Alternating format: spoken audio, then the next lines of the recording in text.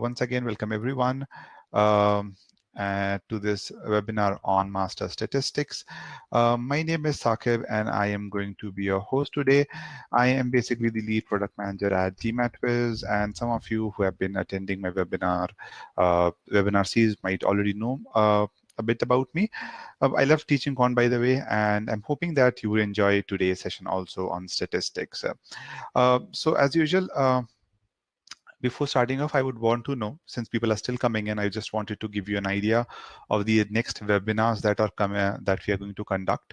So today, obviously, statistics, but tomorrow, if you want to attend the reading comprehension webinar, if you're facing any issues related to reading, or you want to understand what's the best strategy to read a reading comprehension passage, retain a lot of stuff, then I would strongly recommend that you attend the webinar tomorrow. And if you are someone who is basically maybe struggling in algebra, especially inequalities, and you want to learn a short way of solving most of the inequality questions, then on the first, as you can see, we have a session on number line and inference, and in that webinar, I'm going to basically talk about how you can use the number line method and certain standard rules to solve any inequality problem easily. Okay, so that's about the webinars that are coming up. Now let's talk about how are we going to conduct this webinar. Well, I'm going to jump right into the main part of the webinar where I'm going to discuss statistics. This session is slightly different from the previous ones where I used to just give you questions and you used to solve it, and then I used to give an explanation. In this case, I've also included a bit of theory. So some of the questions might be really easy, but there are some good questions also which are going to test your understanding. So it's a mix of both theory and as well as questions. And finally, I'm keeping about 10 to 15 minutes at the end. If you have any queries, general queries related to quant prep or anything at all, you can ask that at the end of the webinar. So Ajay has a question, how can I attend tomorrow's webinar? So Ajay, you would be getting a mail regarding the webinar. So once anyone registers for any one of our webinars, we do send them reminders for the other webinars also. Okay, so feel free to attend that. You will get the notification tomorrow, Ajay. Ashwin has questions. Any more sessions you're planning on weekdays? Verbal. Ashwin, no plans as such. We have a strategy webinar coming up in a week or so on GMAT Club. But on weekends, we have these webinars on Verbal if you want to attend them. But no plans for Verbal so far. Okay. With this, guys, let's get started. So in statistics, basically, the first thing that you need to keep in mind and the basics that you need to make sure that you understand really well is these four. And these are like the really basic ones. So you should know how to find out the mean. You should know what is the median. How do you find it? Okay. You should know what is the mode and what is range. And I'm going to talk briefly about these formulas also, so don't worry. But these are like the basics that you can definitely be tested on. And there are some difficult questions based on these basic topics also. Okay. The second advanced thing that I would say that if you really want to do well in statistics, especially 700 level question or 650 plus level questions, and believe me, you will definitely get them in the exams because statistics is kind of a favorite topic of GMAT, then you should also be comfortable with things like standard deviation, maxima minima. When I say maxima minima, what I basically mean is a distribution of numbers which are kind of related to mean and median. And don't worry if these terms seem scary or you haven't heard of it or you have no idea what they are. I'm going to discuss all of them. Okay, all these cases I'm going to discuss. And lastly, there are a lot of questions which are based on the effect of constants, like if some certain values added to the series, how will that change the standard deviation? How will that change the mean? Those kind of questions. So overall, you should have a good understanding of the basic formulas, and at the same time, you should also have a good understanding of standard deviation, all those things. Now, a lot of people learn the formula of standard deviation. Frankly, I haven't seen a lot of questions which test that, but if you know it, well and good. But if you don't, that's also okay. You should know how does standard deviation affect the values. When the values change, how it affects the standard deviation, basically. Okay. So what I'm going to do is I'm going to start off with mean first because that's the easiest and that is the most basic thing that you should be aware of. Now, all of you should know that to find the mean of any number, any series of number, what you need to do is you need to do the sum of all the elements. So when I say elements, what I mean by that is, say for example, if you want to find out a mean of 1, 2, 3, 4, something like that, okay, 9, 11, whatever. If there are, say, 6 elements like this, and if you want to find out the mean of this, what you need to do is you need to add all this up, and you should be able to divide it by the number of elements. So you should be able to divide it by the 6 terms. So you should be able to divide it by 6 and get the mean. So that is the basic thing that you should definitely be aware of. Okay. Now, sometimes what happens is students, when they know the formula of mean, they're very rigid with it. They really want to use it the way it is given. Okay. And I'll tell you what I mean by that. You should also know that sometimes we may have to use the same formula in a different way. It means the same. Both the formula that I've written here is the same. All I've done here is that I've taken the total number of elements to the other side. Okay. So sometimes if you want to find out the sum of all the elements, you just want to know this. Okay. And if the average is given to you, okay, then you should be flexible enough to multiply the mean with the total number of terms and find the sum of elements. Okay. So these are two basic things that you should definitely be aware of. Okay, I can see a few questions very quickly. I'll answer them. SD usually have lengthy formula, what sort of questions we can accept and how to tackle them. So guys, I am going to talk about these questions. So I would just request you to be a bit patient. I'm going to talk about what SD type of questions come and all those stuff. I'm not going to discuss normal curve sort of in this webinar. There is just, frankly, normal curve doesn't come in the exam. There's just one question which is based on the distribution. And for that also, sort of, if you don't know what normal curve is, you'll still be able to solve it. Okay, so just request you to be a bit patient. I'm going to talk about standard deviation also in the webinar. Okay, so these are the two main formulas that you should be aware of. Now, there are some easy questions on the GMAT exam, really easy ones, and those are kind of like this, the one that I'm showing. Now, this is very easy, frankly, the one that I've given you here, but I just want to give you an idea of what kind of question you might get. What do I mean by that? What will happen is in the exam, you might get a question where you might be given a set like this, in which one or more variable might be missing. Okay, so like in this case, just one of the variable x is missing. Okay, they will tell you the mean or some information about the mean would be given, and then they will ask you what is the value of x. Now, I know this is a very easy question, but I would still want you to very quickly answer this. I'll bring up the poll. So can you all, just to be sure that you understand the formula of mean very quickly, can you solve this very quickly and tell me what will be the answer? No, Ashwin, I'm not going to discuss bell curve. Bell curves don't come in the exam. Don't worry about bell curves.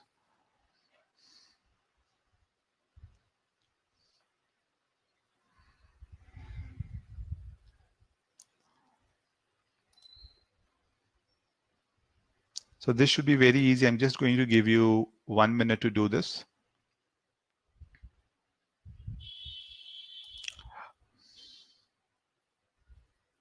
Okay, 10 seconds, then I'll end the poll.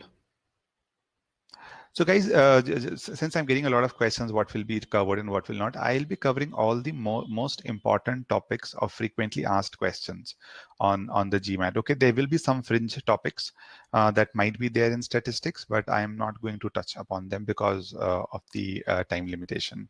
Okay, so I'm ending the poll. So I can see that most of you have marked the answer as D. I have a few for B's also, but B is, guys, the incorrect answer. See, all you need to do is, since the average is given, you should have written, okay, the mean is 7, so 7. I'm using the first formula now, is equal to sum of this, to 2 plus 5 plus 9 plus 7 plus x plus 10 divided by total number of terms, 1, 2, 3, 4, 5, 6. So you'll simply do this, that's all. Okay, now you'll cross multiply, you'll get 42. If you add up all these terms, okay, so here you will get 33 plus x, and so x would turn out to be 9. So those of you marked B, I hope now it's clear how I'm solving it. You might have made a calculation mistake, but you should be able to do such basics questions. You'll find these kind of similar questions in the official guide also. The chances of these coming are less, but if you don't perform well in the exam, then you may come across such questions. Okay. The other kind of questions that you will get, and where I've seen people make mistake, is a question like this. Now, I'll tell you how to solve this, but I would very quickly want you to try it once.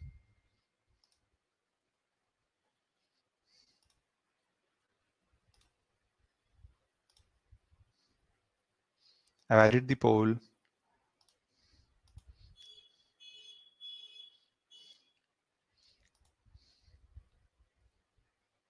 Can you solve question number 2 very quickly?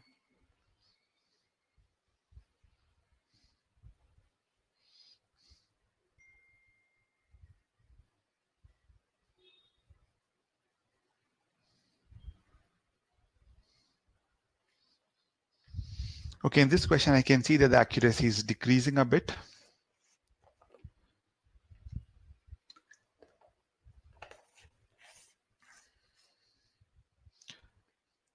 Okay, 20 seconds more, then I'm going to end the poll.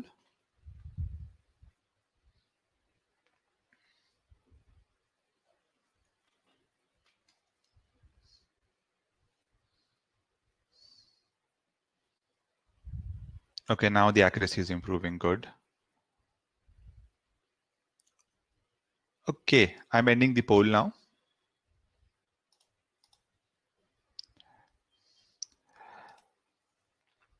So in this case, obviously, the accuracy compared to the previous one is slightly less. I can see some of you have marked the answer as B. Some of you have marked the answer as D. Though most of you got it correct, you marked the answer as C.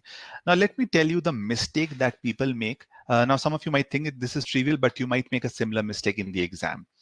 Now, sometimes people think, okay, the average weight of 15 is given as 48. A new student has been added. So some people, what they do is to find out the new average, they do this. Thankfully, this option is not this. The answer that you'll get is not in the answer option. But a lot of people think, okay, 48 is already given. A new person is being added. Let me add that to 48. And then maybe let me divide it by total number of students. So 15 are already there. One new student has been added. So let me do this. So a lot of people decide to do something like this. If you fall under this category, if you even thought of doing this, then please understand this is wrong. And let me tell you why. See, understand the formula will never change. The good part is whenever you're finding the average is always the sum of all the terms. It has to be sum. So when you do 48 plus 32, you are adding the average and a value of one element, which is incorrect. So keep this in mind. If you have any confusion while finding out the average, remember average has to be the sum of all terms. Now this is the question where the second formula will come into picture. Now this is a question where an average is already given and someone else comes into the group or something like that. If anything like this happens, always remember that since you want the sum, first of all find the sum of this. Okay, now average is 15. How do you find out the average? You find out by doing the sum of weights. Sorry, average is 48. You find out the sum, you divide it by the total number of elements, right? So the sum is equal to the average multiplied by the total number. See, I'm using the second way of writing it. Okay, now this is the sum of all these people out here already. Okay, now a new student has been added. So new sum is going to be 48 times 15, which is already there, plus 32. This is your new sum. Please keep in mind, this is your new sum. And now when you want to find out your average, new average, you will say, okay, new sum divided by total number of terms. And here also don't make a mistake of dividing it by 15. There are 15 plus one new person who has joined, so you'll do divide by 16. Okay, I hope this part is clear. And here also how I'll do it is I'll take 16 common and cancel out. So I'll be left with 3 times 15 plus 2, which is 47. So the answer in this case would be option C. So these are two variations of questions that you may come across. Difficult variation may also come. One would be a case where a variable might be missing and you may be asked to find out the value of the variable and the mean would be given. The other kind of question that you will come across in the exam would be the second type, where an average of a group will already be given. Okay, and some new student may get added or a new student may be leaving. Something like this will happen. In this case, don't make the mistake of adding the average with the value that is given. So don't do 48 plus 32, these kind of things. These are all incorrect. Okay, if you are doing anything like that, that is incorrect. Find the sum. That's always important because you will have to use at the end of the day, if you want to find out the new average, you have to use this formula. Okay, and each and every question, be it a difficult one, easy one, based on mean, it will be using just this. Okay, so if this is clear, please mark yes. I'm adding a poll here. Please mark yes if this is perfectly clear.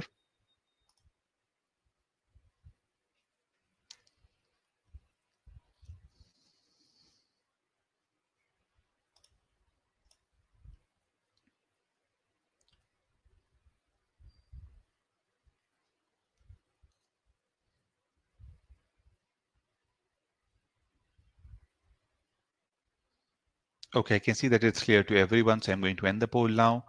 I have a few questions in the chat box, so let me answer them quickly. Are we covering shortcuts here? Harsh, I will be talking about some best ways or fast ways of doing the equation, but there's no shortcut per se as such. When you're doing maxima minima, I'll be teaching you a few things that might help you solve median questions very quickly. Okay, Kunal, I'm not going to talk about distribution. I know distribution also helps get the answer very quickly, but that's not the scope here. That's like it would take me another half an hour to explain that. So that's why I did not go with that method. Yes, Himanshu, you will get the recording. As you can see, I've broadcasted a YouTube channel on. You might be able to see it on your chat. These recordings are available on this YouTube channel. So subscribe to it, and you'll get the notification whenever we upload this video.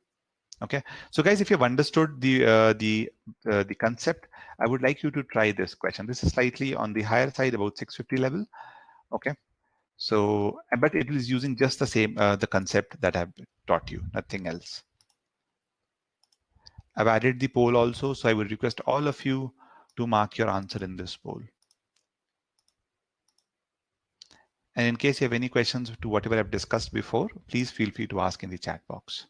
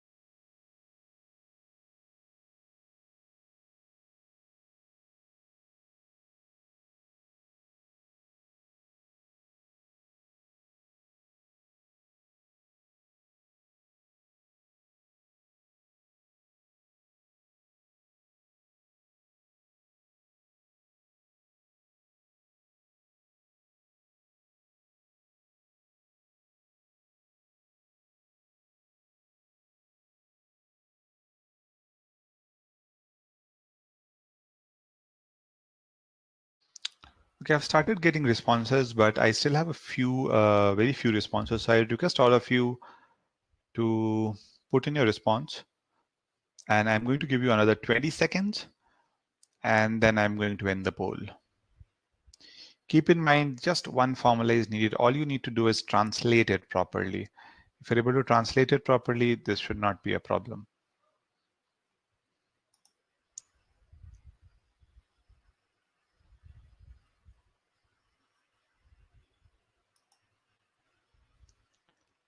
Okay, 10 seconds more. So guys, those of you who haven't put in your responses, kindly do so.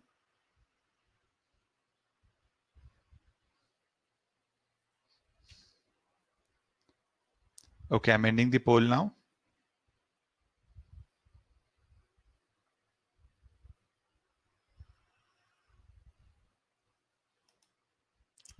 Okay, so I have about 45% votes for B, and a good number of people think that the answer should be D also, 27%, and I have C's 18% too. So obviously we have a clear winner, which is 45, but I can see a lot of you still marking something else also. And I'm not saying which one is correct at this point of time, but let me know your opinion. Was this question difficult, easy? Let me know your thoughts.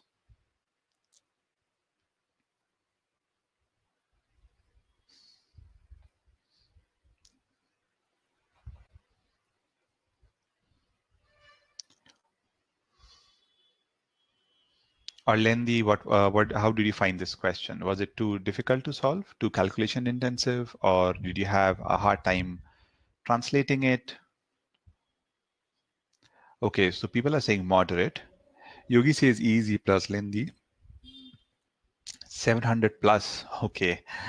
Um, calculation were more, I felt. Okay, so I'm going to again show you that the calculation might seem difficult, but I'm going to show you that if you do this properly, make sure that you write down everything clearly and neatly, you should be able to solve it very quickly within 2 minutes. Okay, so that is what my main motive is. Now, so let's lead this question together, and let me show you how I would have done it. Okay, so here it's given the average weight of monkeys in a certain zoo is important. Average weight is K. Okay, so I'll write it like this: average weight is K. Okay, a new monkey of weight 34 kg was brought to the zoo, and the average weight of the monkey increases by 1 kg. Now that should be a trigger. Hey, something new is being added. So now I have to work with my sum. Okay, you need to work with the sum as I showed you in the previous question. Okay, but so far they are not telling me about the total number of monkeys. I don't know what was the initial number of monkeys. I don't know that. So what I'll do is I'll for now just write down like this: when new monkey comes into picture, he is 34 kg, the average becomes K plus 1. So I'll just write it down, jot it down. Okay, in Feb 2, in sorry, not in February, two more monkeys of weight 24 and 32 kgs. Okay, so two new monkeys again were added. So I'll simply very quickly jot it down: 24 and 32 kgs were brought to the zoo such that the average weight further increased by 1 kg. Okay, so I know now my average is K plus 2. Okay, if the weight of no monkey changed, so everything is constant, what is the value of K? So I've read till the end and I've noticed, hey, they haven't told me the number of monkeys. What is the number of monkeys? I have no idea about it.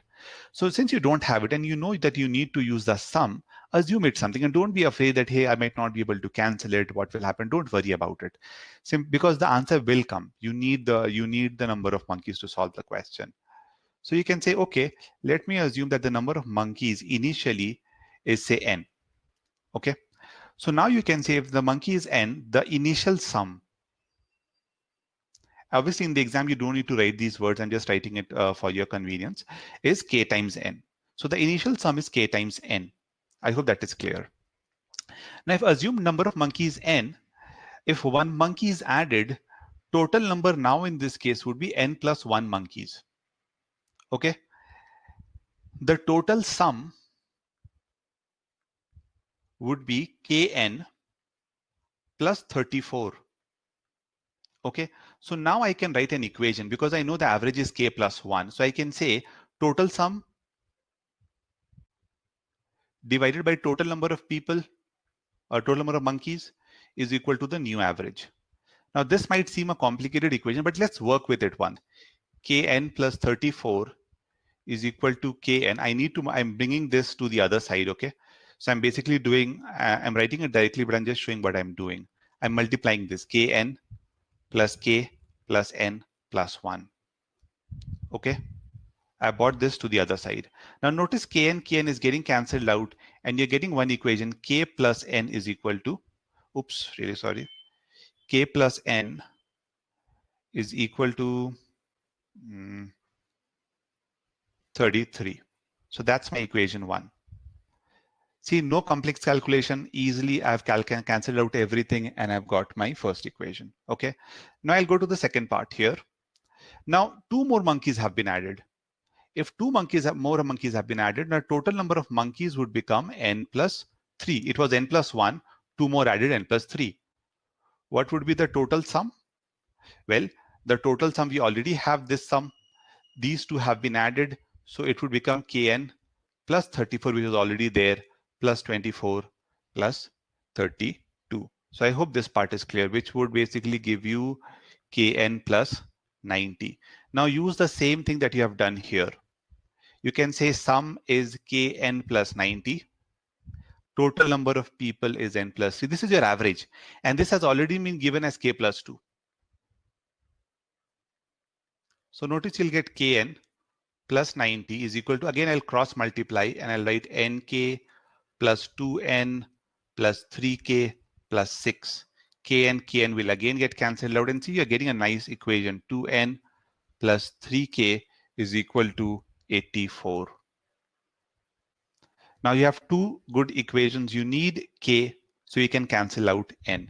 Now I'll go to the second slide, but before going that, let me know if this is perfectly clear or not. I know a lot of you said it was calculation intensive, lengthy, but notice that I'm writing everything methodically. I'm making sure that each and everything is properly. I'm using just two formulas. When I know that something is added, subtracted, I'm making sure that I use the second variant of the formula, where I'm using sum is equal to number of terms. And then when I've been told about the average, I'm using the average formula. Okay. Now you have two equations. Let me go to the next slide. I have k plus n is 33. And the second equation that I have is 3k plus 2n is 84. This is my second equation, by the way. This is my first equation. Notice I need k. So I have to eliminate n. So you can multiply this by 2. So you'll get 2k plus 2n is 66. And from here, you can find out the value of k as 18. So the correct answer in this case would be option B. So I'll pause here for a moment. If you have any questions here, please ask. Understand this, that in questions of averages, there is a possibility, like here in this case, the number of monkeys were not given. Okay, so don't be scared of taking variables. I've seen people not taking variables and wondering what to do. Okay, so take that variable, write your equation properly. Keep in mind, wherever there is a question of people being added or subtracted, age reducing or increasing, you need to do that on the sum and then divide it by the total number of terms to find out your relation. Okay, a very common kind of question. This can come in any form. It could be a word problem like this, or it could be a general set question also. But the methodology remains the same. I can see about 7%, 5% of you saying no. If you have any questions, please feel free to post them in the chat box. I will be more than happy to answer. Okay, but I can see 93%, 94% in fact have understood this. So I'm moving to the next part. Now, let's talk a bit about median. There will be a number of questions where median and mean would be mixed. I'll come to that. But let's understand median, because I see people facing more problem here.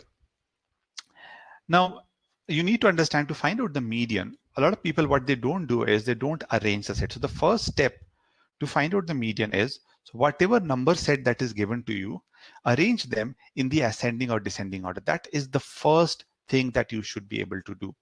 Okay.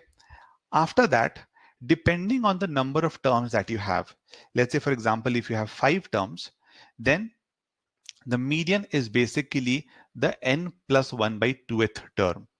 So what I mean by that is, say after arrangement, if you get something like this, 1, 3, 7, 9, 15, say, okay, how many terms are there?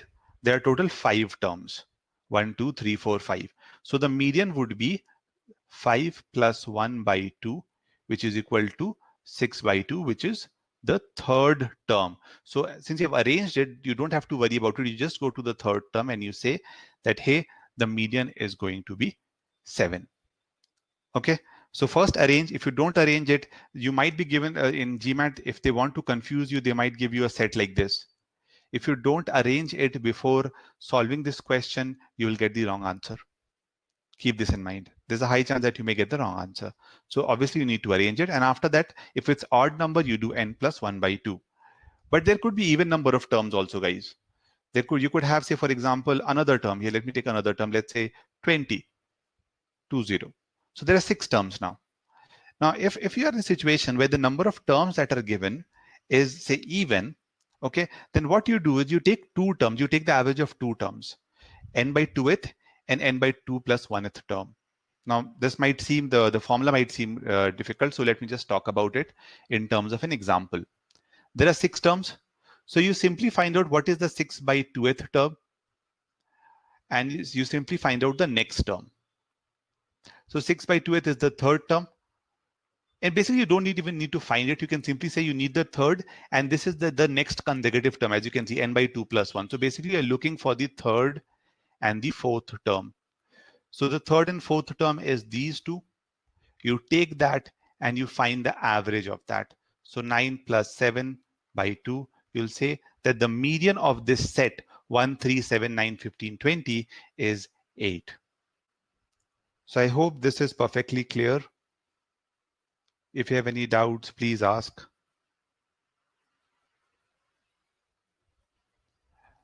So I'll pause here for 30 seconds. If you have any questions still here, you can ask. There are a few questions on the chat box. I'll take them up very quickly.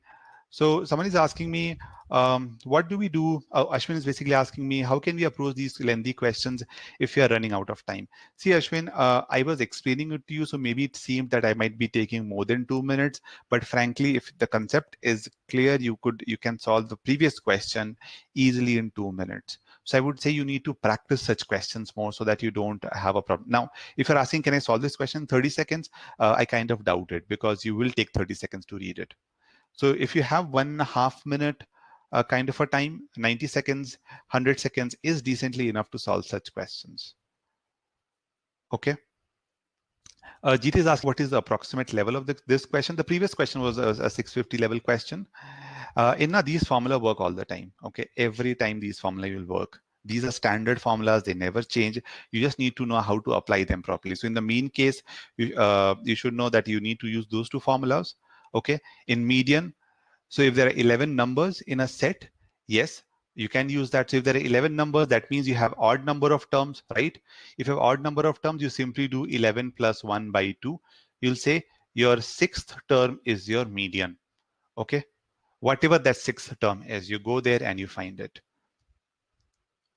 But these are the standard formulas. If you don't know this, it will be difficult to solve any question based on medians. Like these are like the prerequisites. Okay. Now, if you have understood this, I just wanted to validate it. Can you very quickly find out the mean of this one? Everyone should be able to do this if you have understood the concept of median. Let me just bring up the poll very quickly.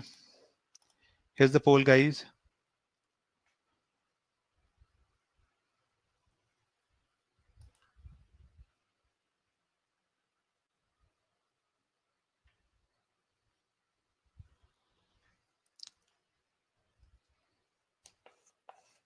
Hey, Tanvi, in the previous question, we assumed kn plus 34, not kn plus 1.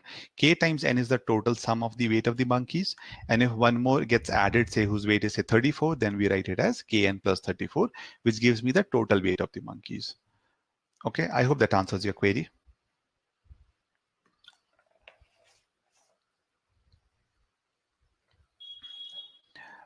You can, Tanvi, just one more thing. You can do k plus 1, because the question says that the average increases by 1. You don't do kn plus 1, just to be very clear here.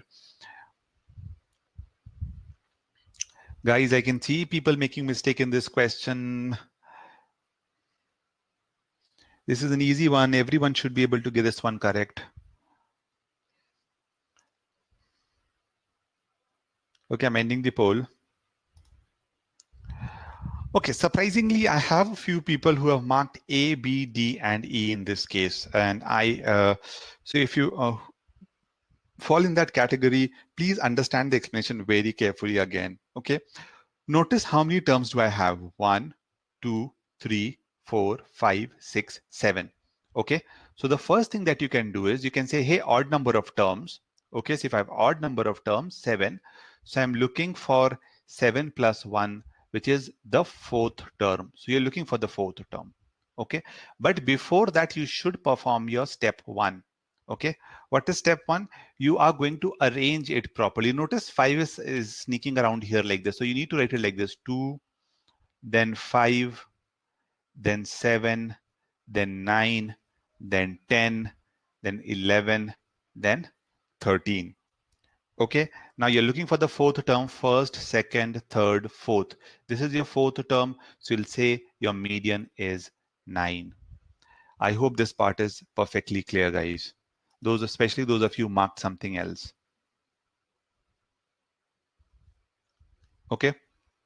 And guys, I would request you not to put your answer in the chat box. If you missed answering it, that's okay. Then only please do it. So I hope this is clear. If this is clear, I would want to test you on some another question, which is slightly tricky. Can you tell me what is the answer of this one? And I'm going to bring up the poll. So please mark the answer in the poll. Here's the poll, guys. What will be the median in this case? If you've understood the concept, you should get this correct.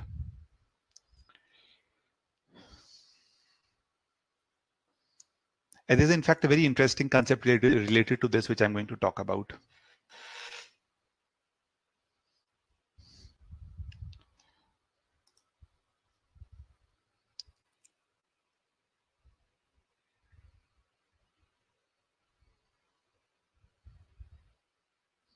Okay, I'll wait for another 10 seconds. It should not take more than that.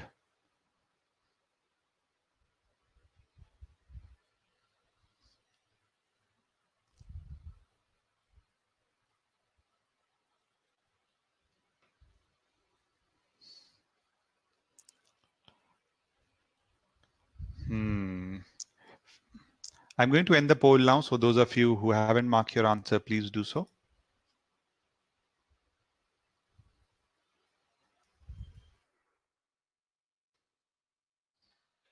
Okay, I'm ending it now.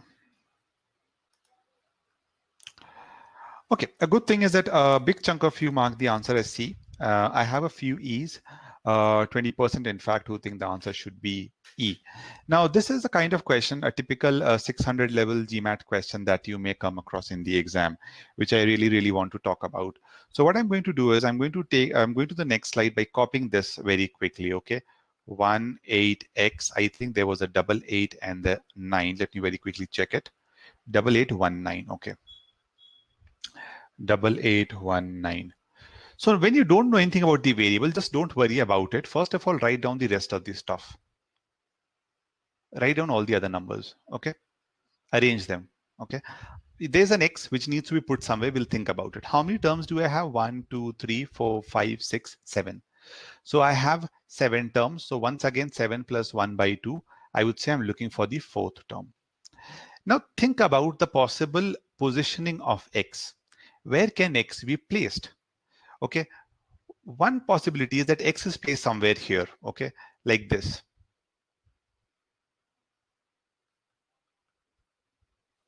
Something like this, okay. If I look at the fourth term, 1, 2, 3, 4, it's 8. And notice, even if I change the positioning and if I do it like this, it's not going to affect my answer. Notice, even if I place x here, it's not going to affect my answer. It's still going to be 8. The other case could be that x is to the other side, somewhere here. Still notice, your fourth term is 8. And even if you switch this position, nothing's going to happen.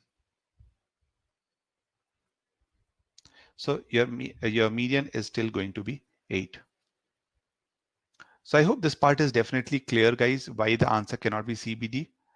If you have any doubts here, please ask. I know some of you may end up marking the answer as E. You might think X is creating a problem, but it does not. So you have to be very careful, look at these cases, and then come up with the answer. Okay.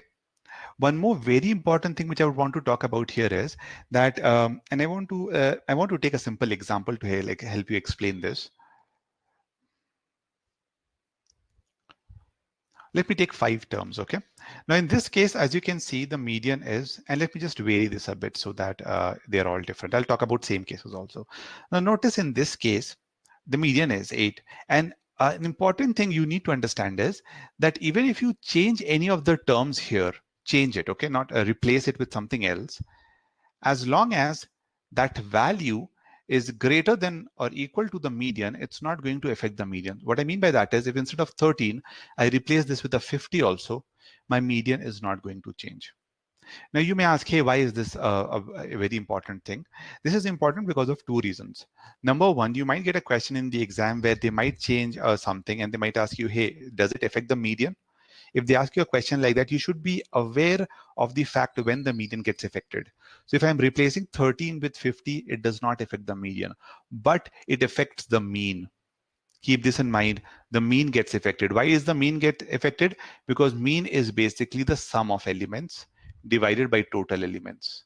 So the total number of elements are not changing, but if I replace 13 with 50, the sum of elements will change. So in the exam, it should be very clear that if they ask you which one is going to change or which one is going to be greater or which one is going to remain the same, if they give you some option like this, you should be able to very quickly identify, hey, here the value that is being changed is more than the median. So the median is not going to get affected. The median is going to remain the same. Okay. What is going to change is the mean. That's number one learning. Okay.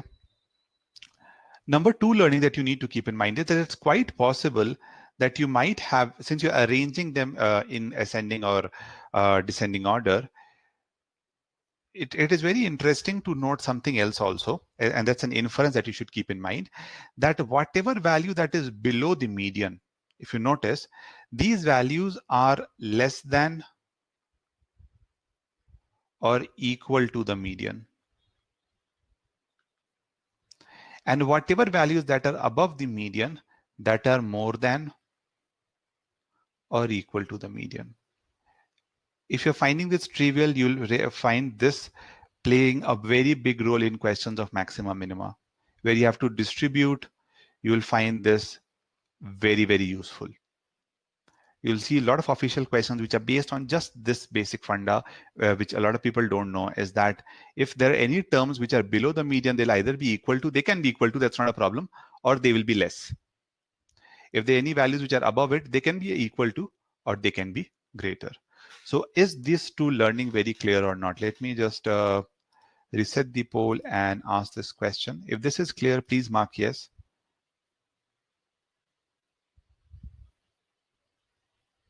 Akash, I did not understand your question. Can we just mark center one left 3 number on left 3? I cannot understand what your question is. Can you please elaborate a bit? Rajdeep has a very good question. What if x comes in the fourth position? Okay, Rajdeep, if x comes in the fourth position, what will be the value of x?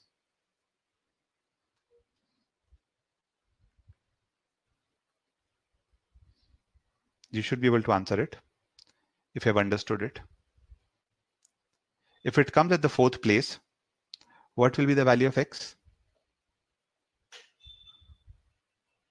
Keep in mind, the first step that we do is we arrange it in ascending order.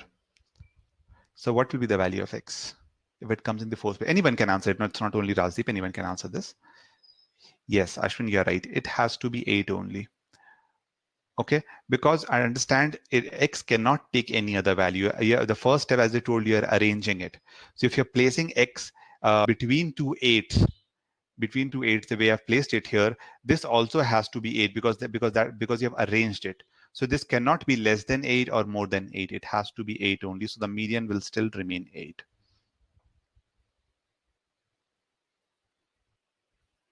If it's a decimal, then it would be placed somewhere else, Rajdeep. It cannot be placed in between.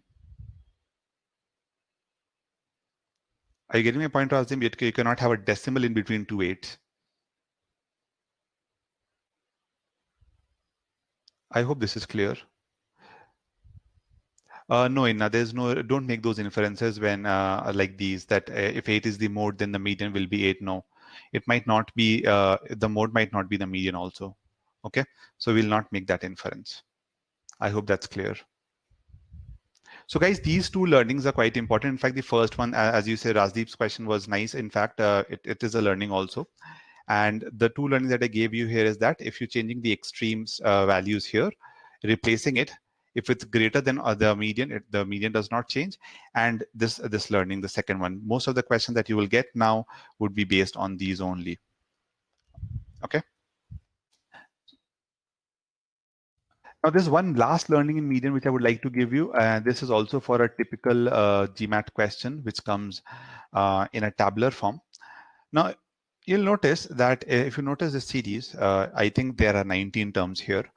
If I have to find, in fact, there are 19 terms only, I remember now, 19 terms. Now, if I have to find out the median, what I'm going to do is, I'm going to, since there are 19 terms, I'll do 19 plus 1 by 2, okay? And I'll say, I need to find out the 10th term. Now 1, 2, 3, 4, 5, 6, 7, 8, 9, 10. So the median in this case becomes 4. Now you may ask, hey, we just learned this. Why are you telling us this again? We can simply count and do it. The reason I'm telling you this is because in the exam, you may get this question not like in the form of a set, but in the form of a table. And I'm sure you must have come across this. If you have done statistics, you might have seen, they might have given you a table and they might ask you find out what is the median. And you might think, hey, what is this table all about? Okay. Now, if you, that is why I wrote this first. Now, table basically just tells you the number of occurrences of each and every number. Okay. Now, in this case, notice the one is occurring 3 times. So it's been written as 3. Okay. The 3 is occurring 5 times. So I've written it as 5. The 4 is occurring twice. So I've written it as 2, and so on and so forth. Okay. So I'm writing down all the occurrences. I hope this part is clear. But understand, while finding out the mean, what do you do? What is after arrangement? Thankfully, everything is arranged, and in GMAT also it will be arranged. Okay. So what do you do? You find out the term, right? Which term is the median? And you do it by counting the number of terms. N is what? N is the total number of terms. 1, 2, 3, 4, 5, 6, 7, 8, 9, 10, 11, 12 till 19. So here also, if you're given a table, don't worry. Simply find out the number of occurrences. Just add this up. Okay. If you add this up, 3 plus 8, 8 to 10, 13, 17, 18, 19, 19 terms. So this is basically telling that this is 19 terms, but the way of showing it is in the form of a table. That's all. So what will be your median? The median is going to be the 10th term, right? Now, how do you find out the 10th term? Now, in a set, it is easy to find. You simply count and reach to it. In this case, what you do is you also need to count, but you need to count it like this: cumulative addition. 1, 2, 3 plus 5. You have reached the 8th term. Okay. This 2 4 means the 9th term and the 10th term. Okay. So think of it in this way: first term, second term, third term is here. After that, 4th to 8th is here. So 4th, 5th, 6th, 7th, 8th. When I say 5, the 8th term is here, and 9th and 10th. So wherever this number ends up, so if it is 10, it is ending here, you will say that the median is 4. This is your median. This is the data point. Again, very important. A lot of people make this kind of mistake. So if this is not clear, please ask questions on this one. I'm resetting the poll. Kindly mark yes if this is clear, please. Okay, I'll reiterate the step. It's very easy. What you need to do is add up, find out the median at what point it is, and simply add it up to reach that point. So for example, hypothetically speaking, if I would have say got 12, median as 12, just talking about, let's say the median is the 12th term, say. So what you'll do is you'll add 3 plus 2, 5 plus 3, 8, haven't reached 12. 8 plus 2, 10, haven't reached 12. Now 10 plus 3 is 13. So your 12th term must be present here only, because this is the 10th term. So wherever that 12th term is present, the moment you get more than it, you can see the 11th, 12th, and 13th term is present here. So you'll say the median will be 5. That is all it is. I can see a few no's. If it's not on, if it's not clear, please ask. If it is, Rajdeep, that's a good question. I haven't seen, frankly, any GMAT question where they have not given it serially. If it's given the jumbled up form, make sure that you arrange it properly. So for example, if 8 was given on top and 4 was here, you will bring 4 here and 8 here. Okay, I haven't seen any GMAT question as such like this, but if it comes, if the table has 4 below, arrange it. Arrangement needs to be done, whatever happens. In a tabular form, don't just think, hey, it's a table, so I can do whatever I want. No, I just said I haven't seen, but if there's a difference, you will take it. Okay. Okay, so now if this is perfectly clear, let's do a first question. We have discussed a lot of things about median. Now you'll do a series of questions on these. So here's the first one. If you have understood the previous discussion, this should not take you more than, say, 1.5 minute at the, or 1 minute at the max. Added the poll.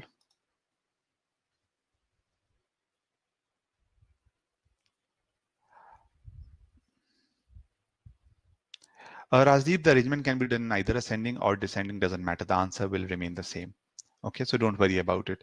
You just need to arrange it in one order. Ketan, there will be a few more theories that I'll discuss, but whatever I've discussed before, I might not be summarizing it.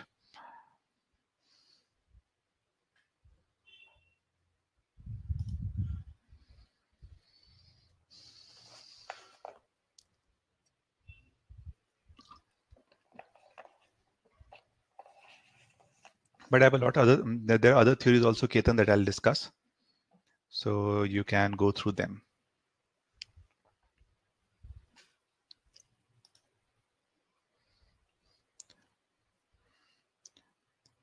Okay, I'm going to give you 30 seconds for this, guys, not more than that. After that, I'm going to end the poll.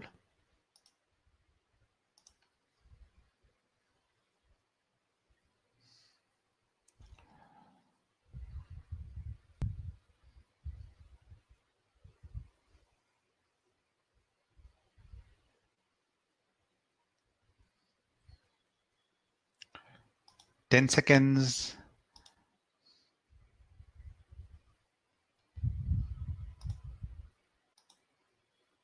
Okay, I'm ending the poll now. So those of you who haven't responded, please do so.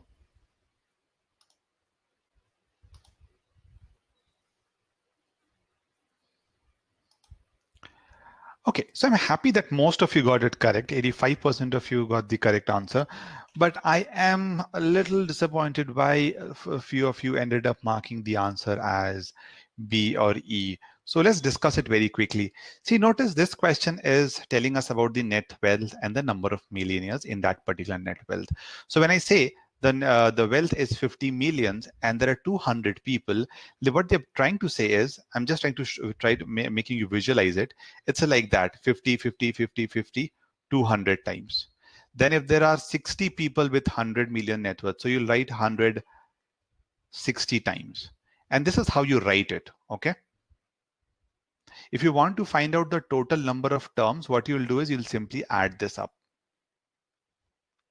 Okay, so what I'll do is 200 plus 60 is 260, 260 plus 70 is 330, 370, 400, 450, 465. So I'll say my total is 465.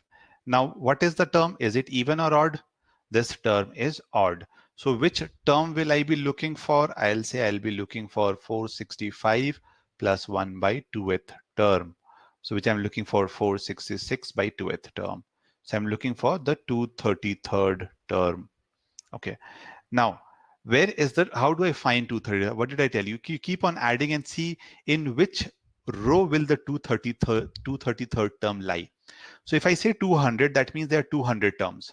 Now, the moment I go here and I add this up, I get 260. That means from 50 to 100, there are 260 terms. And if there are 200 here, that means the 233rd must be present in this row only. So if the 230 term is present in this row, you'll say that the median in this case is going to be 100. I hope this is clear. So I'm telling you, wherever in whichever block you end up with this number or more than that. Okay, so 200 is less than 233rd, so it will not be in this row. You go to 260, you see, hey, so 260 terms are here, so 233rd must be present in this one only, not in the previous one. So we'll mark the answer as 100. Now, those of you marked 55, I want to understand why you marked 55. Where did you go wrong? I don't see any reason for getting a 55 or 200 also. So if you have made any calculation mistake, if you want to talk about it, please do so.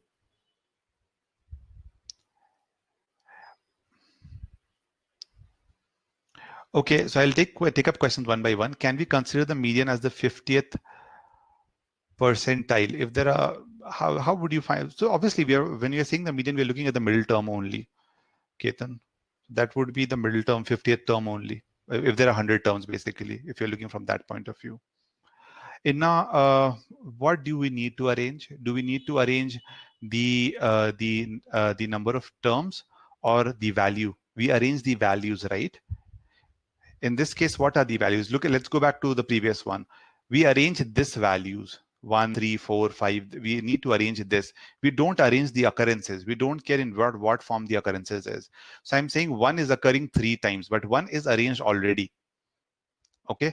So in this case also, when I say net wealth is 50 for 200 people, see, this is already arranged. So I don't need to worry about it. And I've actually shown you the way I'm writing it also. See, 50, 50, 50, 50, 100, 100, 100, 100. Then 150 would be written 70 times and so on and so forth. So this is another common mistake in which people makes is that they arrange this one. This just tell you how many time it is occurring. The actual values are these which needs to be arranged. I hope this part is clear. I can still, okay, let me bring up a poll very quickly. Please mark yes if this is clear. Guys, these are easy questions and these are standard questions that you can come across in the exam. So if you have any doubts, please ask.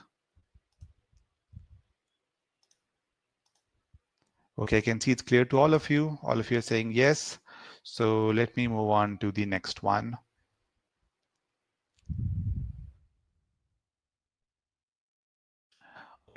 Uh, there are a few more questions on median and on the distribution of that, but I'll very quickly touch upon mode and range. Frankly, you will get very few questions on mode and range, at least direct questions. There are just one or two that you may come across in the exam. Okay. So let's do that very quickly. Now, let's talk about mode very quickly. Now, mode, I'm sure all of you know, that is the value that appears most frequently in the set, the one that is occurring the most. So you can have different kind of modes. One kind of mode is a uni mode. That means there will be a single unique mode. So if I have a set like this, you'll notice that 7 is occurring twice. So in this, and that is the maximum time any number is occurring. So I'll say the mode in this case is 7. Okay. When it's a multi-mode, that means there can be more than one mode. So in this case, there was only a single mode 7. But let's look at a data set like this. Notice that you have two modes here. You have 9 also and 7 also. Frankly, don't worry about these much. Mostly you should be able to know unimode properly because unimode is tested. Multimode I haven't seen being tested. I just wanted to let you know that there is something called multimode, and there could be a case where there are no mode at all, where every single term is occurring only once, so there would be no mode. So you don't need to worry about a no mode case. Okay, so the first and the last is what mostly is tested. Okay, range also is a very simple concept. Range simply means that once you have arranged your term, after arranging it, you take the difference of the greatest value and the smallest value of the set. So, for example, if I look at this set that is given to me, in this case, the range would be look at the greatest value, look at the smallest value, and you do the difference of it. So that will give you your range. Okay, I hope this is perfectly clear, guys. Okay, if there is any question, please ask. I'll pause for 30 seconds. I'll take a question on the chat box. In exam, is there a chance that columns can be interchangeable? I mean, no, a number of terms to the left and data points to the right may be silly, but I've seen tendencies where people quickly refer to the right column.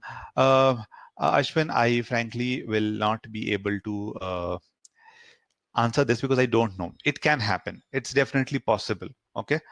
But have I seen such cases? I haven't so far.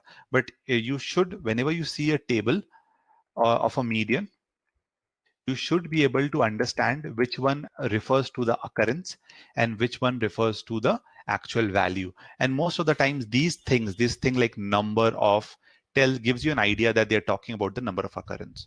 So even if I switch the table, you should be able to work with the one which has the number of million. Okay. So that's a good question, Ashwin. So I want to tell to everybody, make sure that you read properly the table and see which one is telling you about the number of occurrences. The mode is not 0. You simply say that there is no mode. Okay, Anamika, I hope that answers your query. Just no mode. So if this part is clear, if the mode part is clear, range part is clear, let's jump into a question.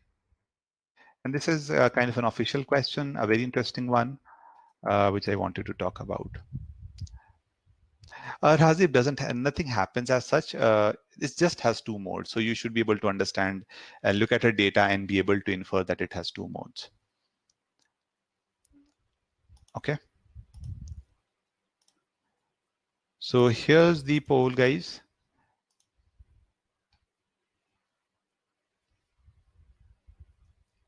Ashwin, yeah, zero if it's occurring, then obviously the mode can be zero. But Anamika's question wasn't that. She was asking if there are no mode, what should we say? We will simply say there's no mode. Okay.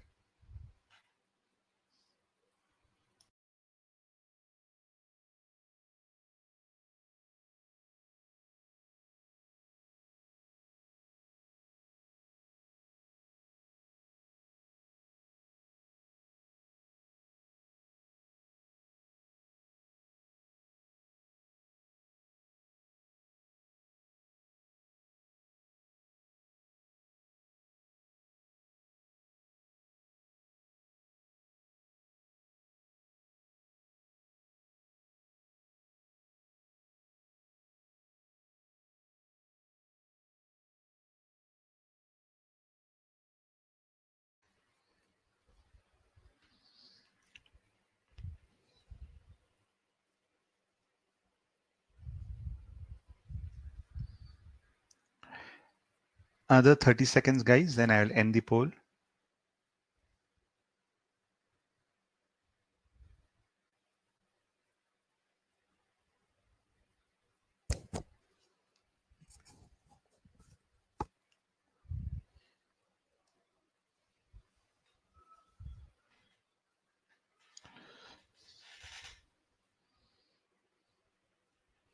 Ten seconds. So I'd request all of you, those who haven't put in your responses, please do so quickly.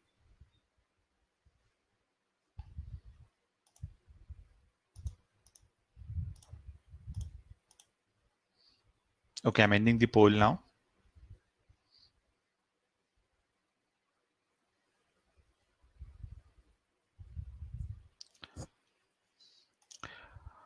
Okay, so I have about 52% of you think the answer should be A, but I have a good amount of you, about 35% of you think the answer should be C. So thoughts about this question, guys? Was it difficult? All of you, those who marked A, those who marked C. I have a few E's also, about 8%. What were you thinking? And how did you go about doing it?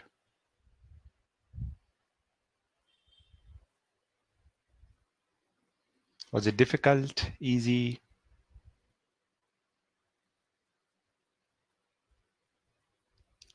Okay, Rajiv says easy question. Yogi says tricky. Little confusing. Yes, I was there will be people who might make a mistake, which Ashwin did actually. Okay. So some of you may find it very easy and may say, hey, P1 given, P2 given, it looks easy. I can figure out the answer. But there's one small thing that you might not have considered while solving this question. So let me talk about it. Okay. Now, what is given here is that a certain list consists of total P integers. Okay. And I don't know what this P is. The thing that they've also mentioned is that the integers that are there are not necessarily distinct. So they can obviously be, some of them could be same. Okay. Third important information is that they are arranged in increasing order. So whatever numbers they are there, they have been written like 1, 2, 3, 4, 5 in that order, increasing. So it's a trend. Now they're saying S1 is the list consisting of first P1 integers. So whatever numbers that I had, whatever be the list, I don't know what that list is of P integers. Okay. I'm picking up the first P1 integers out of that full list. Okay, what that list is. And what I'm also doing is I'm picking up S2, which is the list of the last P2 integers. So I'm taking the last P2 integers. Okay. But notice very carefully, nowhere in the question are they saying that P in the question stem basically that P is equal to P1 plus P2. Let me be very clear. First P1 integer. So think about it in this way. 1, 2, I'm taking just a random example now. So this is basically saying 1, 2, 3, 4, 5, 6, 7, 7 terms, right? Now, when I say S1 is a list consisting of first P1 integers, S1 could just consist of this, say these 3 terms. S2 consists of last P2 terms. It's quite possible that S2 might be just this.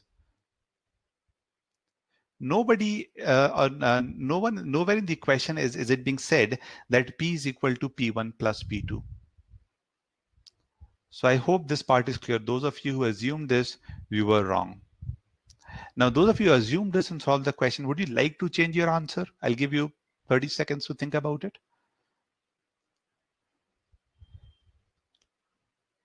Would you like to change your answer? Any one of you? Those of you who marked whatever answer that you marked, either A or C or E. So I hope this part is clear, that first P1, last P2, first last people read and they think that it will be the same.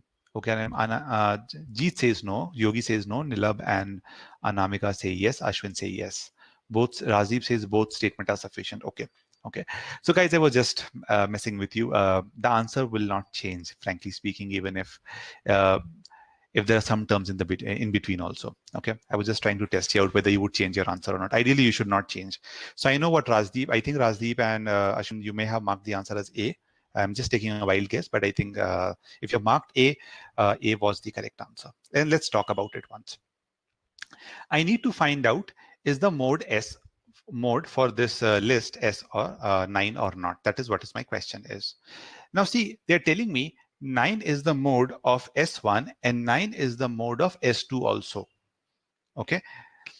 Now I don't know, as I told you, I don't know how many terms are there in P1 and P2. I don't know that. Okay. So let's think of a few hypothetical cases to help you understand this. Okay.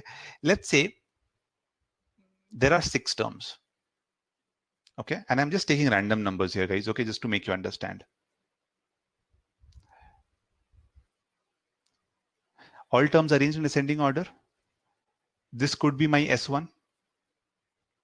This could be my S2. This is one probable case where P1 plus P2 is actually equal to P. I'm taking this case first. In this case, if I look at the whole list, I don't need to worry about it. I can say that my mode is going to be 9. No problem at all. Okay. But there could be a case where there are some more terms in between, right? As I told you, there could be some terms in between. I don't know how many terms. Let's take 4 terms, 3 terms, whatever you want to take. And let's say there are terms at the end also, like this. I've introduced some terms which I don't know. Okay, this is again my S1 and S2. But now tell me, what will be the value of these terms? Can anyone tell me the values that the numbers that I haven't considered in between? What will be these values?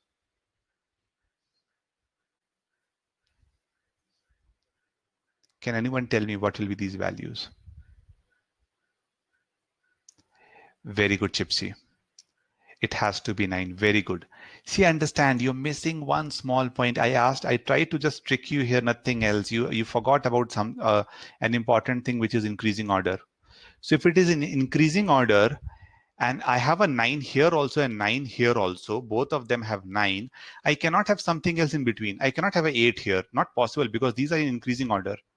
And I cannot have anything greater than 9 here also. I cannot have a 11 or a 12. I cannot have it. Increasing order. Please don't forget it.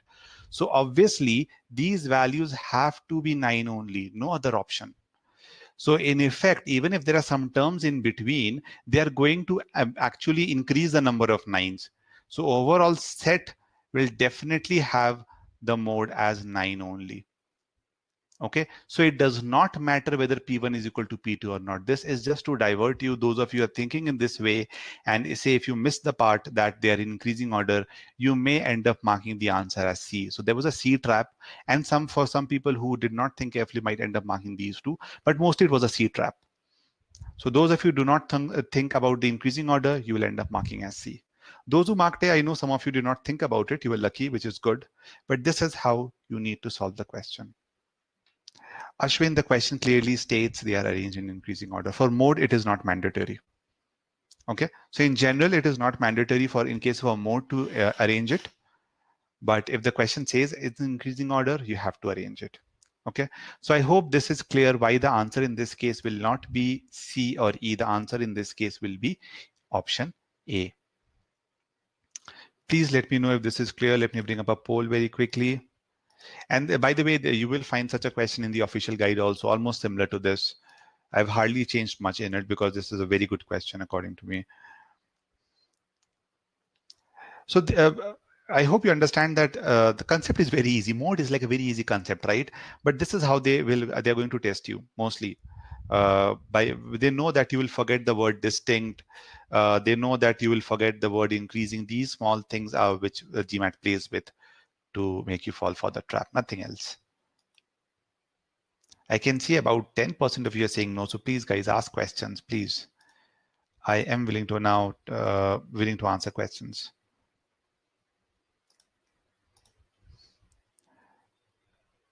If there are no questions, then I will move to the next one. Those of you are saying no, guys, you do not understand, please ask me questions. I'll respond in the chat box, okay?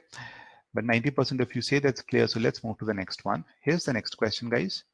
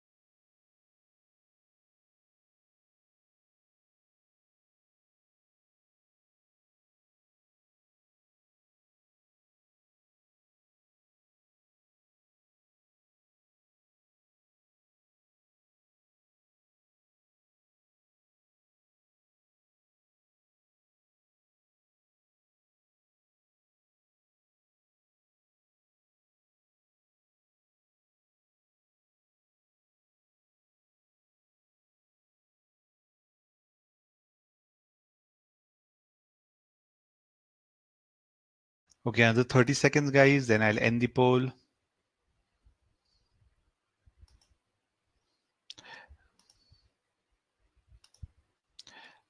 And I would request, please don't put your answer in the chat box. If you know the answer, mark it in the poll, and then we'll definitely discuss it.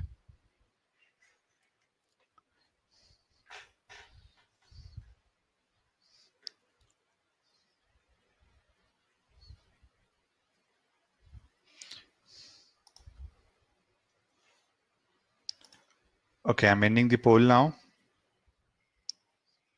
So guys, very quickly put in your responses.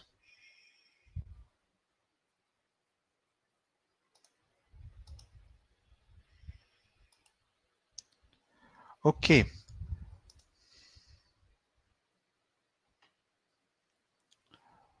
Sugandha, Rajiv was talking about if there are some more terms in between. S3 is basically saying if there would have been an S3, if there were some more terms in between, then what would have happened? And that is for the previous question. Okay, so for this question, I can see 51% of you mark the answer as A, but I have 12% B, 12% C. It's all over the place after that. Did you find this one difficult, guys? Frankly, this was easier than the previous one, in my opinion, at least. What about you all? What did you think about this one?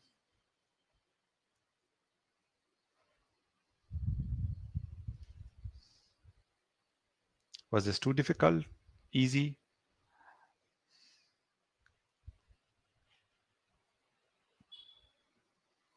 Okay, I can see people saying no. That means you found it easy. Okay. Now, this is again, as I told you, you will get questions slightly difficult. I would put this as a 650 level question still, by the way, okay? Because there's a small chance that you might end up missing a few cases and end up marking the answer as E. The trap that was set here was an E trap, frankly. Only 15% of you marked it. So let's go ahead and discuss it quickly. See, understand, if it's a median, the first thing which I do is, and this is the way I do it, is I just first of all worry about the terms that I know about. So I write them down properly: 1, 3, 5, 9, 11, 13, 15, and 17. And there's an N, which I have no idea where it is. Okay. But how many terms do I have? 1, 2, 3, 4, 5, 6, 7, 8, 9. Total 9 terms. So the first thing that I will do obviously is 9 plus 1 by 2th. I'll figure out which term am I looking for. So I'm looking for the fifth term. Okay. Now here's something else which I do sometimes is I try and make cases. I know you can jump in directly to the statement, but what I've realized is that if I make my cases properly, I can get my answer very quickly. I spend very less time on my statements. Okay. So where can n be placed? Okay. Let's say n is placed somewhere before in the starting. Okay. Now, if I place it somewhere here, what's going to happen is what will be my fifth term? 1, 2, 3, 4, 5. So this would be my fifth term. So my median in this case would be 9. And here's an interesting thing. Also notice that if n turns out to be in between also, it doesn't affect my case. So for example, if I have 1 comma n comma 3 comma 5, it's not going to affect my case. It's still going to be 9. So anywhere it is here, my median is going to be 9. Okay, so that's case number 1. Case 2, which is another easy case, is to simply place it at the end or somewhere like this. Okay. Now in this case, notice 1, 2, 3, 4, 5. Your fifth term becomes 11. So in this case, the median is 11. Okay. And once again, notice if I flip 17 and these kind of things, it's not going to matter much at this point of time, right? Oops. I said flip, but I did not flip it. Something like this also, it's not going to affect my median, still going to be even. And one last case, obviously, is that n itself is in the middle. It could itself be the median. Right? I written, I was missing one case. Let me write down 11, 13. 11, 13, 15, 17. So in this case, the median becomes, so I'll write down a few cases. It's not necessary, but I think it's good if you can write it down first. I do it. Okay. Now, if I cannot think of any other cases, I'll simply move on to the statements then. Okay. Now, my first statement is n is less than 10. Okay. N is less than 10. N is an integer. I know that also. Okay. So I look at my cases and see what can happen. Okay. If n is less than 10, obviously this case which I wrote will get discarded. Case 2 is no more in picture. Okay. I look at these two cases. Now, one possibility is that n is 9 itself. If n is 9, then I'll place it somewhere here. I'll place it here only. And the median will be 9 only. Right? And if n turns out to be something else also, like 8, 7, 6, whatever, it will be placed somewhere here, right? Somewhere here or here or here, wherever it is placed, but it will be placed below 9. It has to be placed below 9. So the median in this case would still be 9. So notice both the cases, whatever happens, even if n turns out to be 9, or if n is less than 9 also, in both these cases, the median is 9. So I can say my first statement is sufficient. Is this part clear? I've added a poll. If it's clear, please mark yes. See, this is how you need to break cases. This is the way I do it. You could have jumped directly to the statement also. You could have got the answer from statement 1 very easily. That is also there. If you haven't done any analysis, statement 1, in fact, this time was easy. So you could have got your answer. But I prefer doing this in difficult questions that will help you. Okay. So statement 1 is sufficient. So your answer has to be either A or D. Okay. Now let's look at the second statement. And let me bring back whatever I have. Let me write it here and let me remove this stuff. Okay. The range of the above list is 16. Okay. So the range of this is 16. Now notice both case 1 and case 2 are valid. Now see, I'm not spending much time now. Why? Because I've done my pre-analysis. So I know I can notice here, hey, the range is 16, 17 minus 1, 16. In this case, the median is 9. In this case also notice the median, the range is 17 minus 1, 16. And in this case, the median is 11. Since you're getting two contradictory answers, you'll say statement 2 is not sufficient. You'll cancel out D, you'll mark A as your answer. I'll pause here for a moment. If you have any questions, please ask. But I hope you understand pre-analysis can help you a lot and save a lot of time. I've again added a yes and no poll. If the second statement, the explanation is perfectly clear, please mark yes. Those of you who made a mistake, who marked B as the answer, I saw a few of you saying B. I saw a few of you saying E is also 15% of you in fact said E. I hope now you understand how to approach this. This is the way you do it. You'll never get it wrong. Write down cases properly, one below, one above, could be in the center. You will get it correct. Okay, I can see it's clear to more than 90% of you. Those of you for you which it's not clear, I would request you to please ask your questions in the. Okay, so Hassan is asking, so statement 2 is correct. The range is so are we trying to look for the range, Hassan? Are we trying to look for the range, or are we looking for the median? We are looking for the median. The question is, what is the median? Okay, that's the question. So the range is 16 is true for both these cases, Hassan. Since it is true for both these cases, and you're getting two different answers, that is why you will say that this statement is not sufficient. Okay.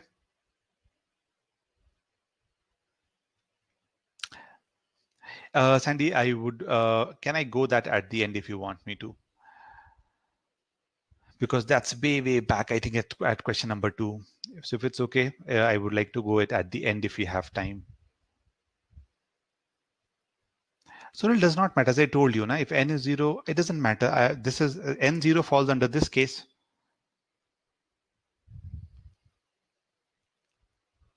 Are you talking about statement 2, Sunil? If n is 0, n cannot be 0, then the range would change, right? I need to ensure that the range is 16, Sunil. Okay.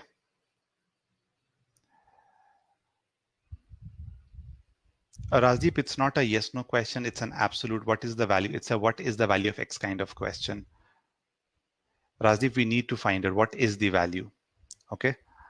Nawang says statement 1 also we are not getting unique answer. Nawang, we are getting a unique answer. For n less than 10, I discarded case 2. N is less than 10, so n cannot be here. So this case is not valid. And when I looked at case 1 and case 2, in both these cases, I was getting the median as 9. Notice. I was getting a unique answer. This case got discarded when I looked at n is less than 10. This case was valid for n greater than 10, but I'm looking for n less than 10. So I hope that answers your query.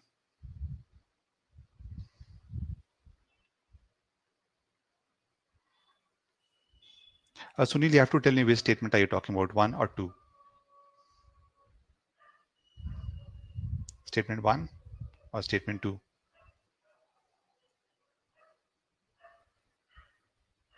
Any other questions, guys, apart from the one which is Sunil is asking? I'll answer it.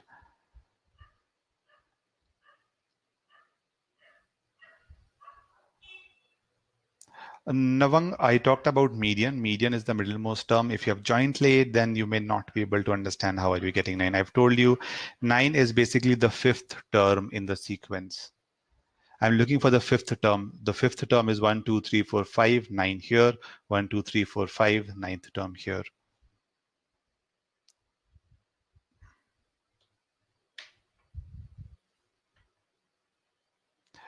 Billy, the reason people make a lot of mistakes, and Sunil, I'm going to take both the queries together, is that you're thinking now in terms of positive, negative, and all those terms. Don't think in that way. Just think, where can it be placed, before or after? You've already arranged your sequence. Okay. So now you need to think, hey, if I place it before, like this, if I place it somewhere here, before 9, what's going to happen? Now I don't care. I'm talking from the perspective of the question stem only, okay, not from the perspective of these statements.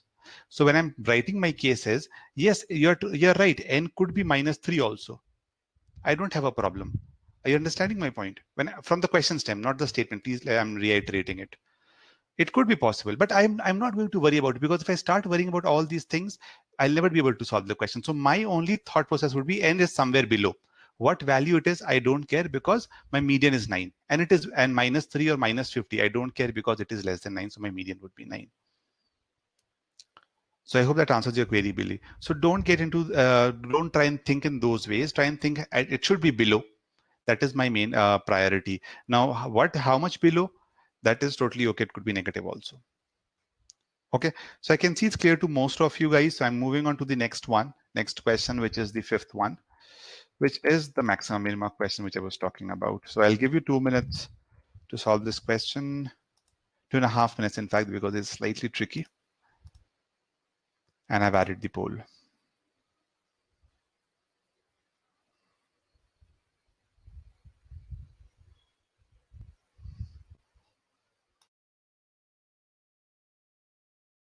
By the way, Sandy, the takeaway that I gave will be used here. So even if you did not listen to that one, you will get to know about it in this question.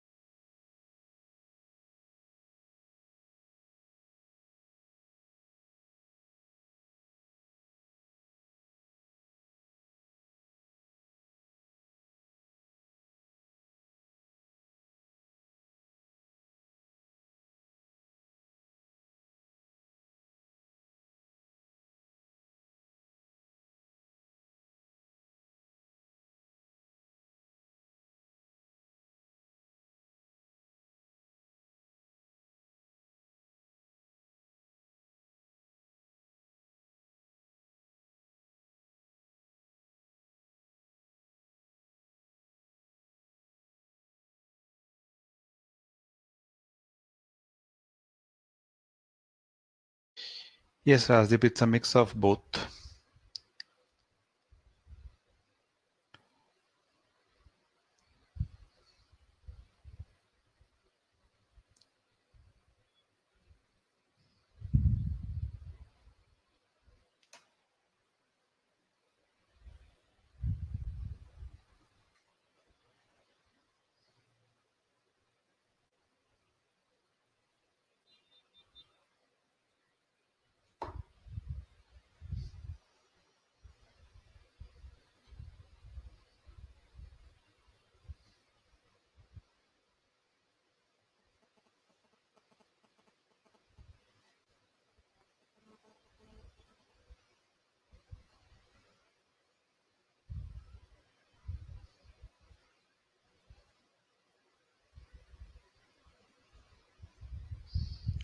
Another 30 seconds, guys. Then I'll end the poll.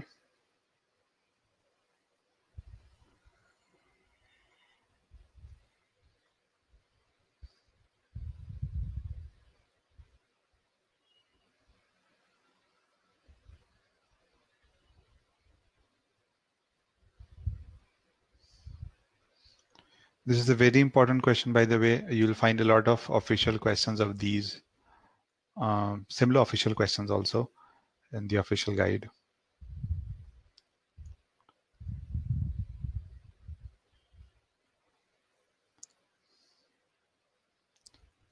Okay, a few more responses.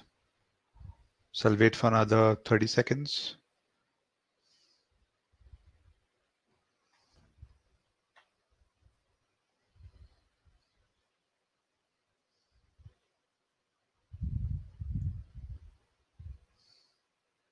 Ten seconds.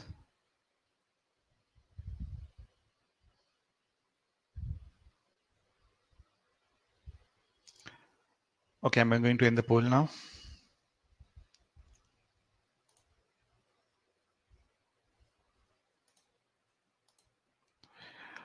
Okay, so I have, frankly, at a certain moment, like about a minute ago, I had about 25% in A, B, C, D all. But as you can see, 40% of you think the answer should be A, but I have a good number of people thinking that the answer could be either B or C, 27 and 18%. In fact, I have 13% also.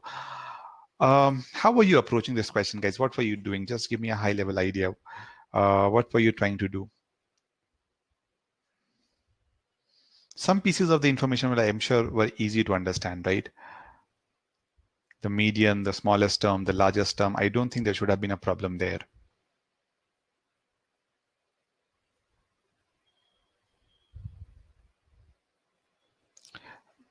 Rajdeep, in this case, I would not prefer using any elimination method. Doesn't make sense. Nope. Shortest plus longest divided by 2 will not work.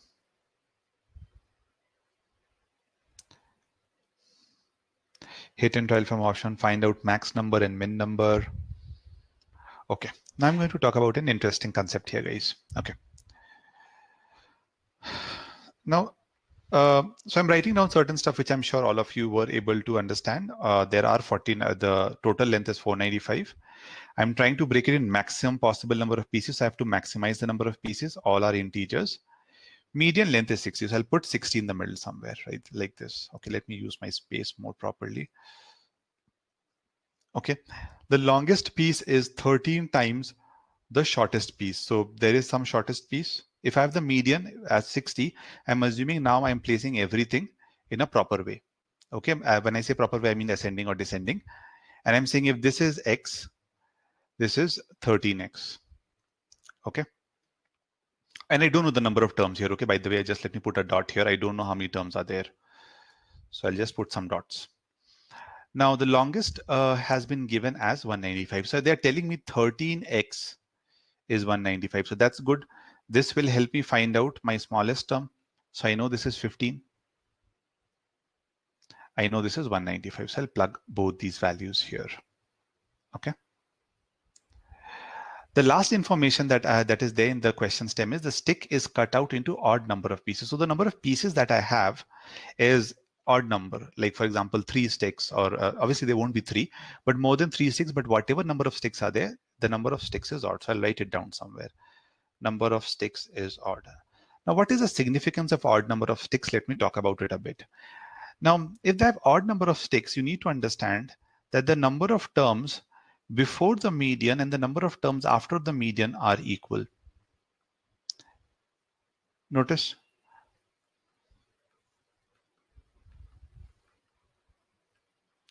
If you'll notice, 3 terms below, 3 terms above.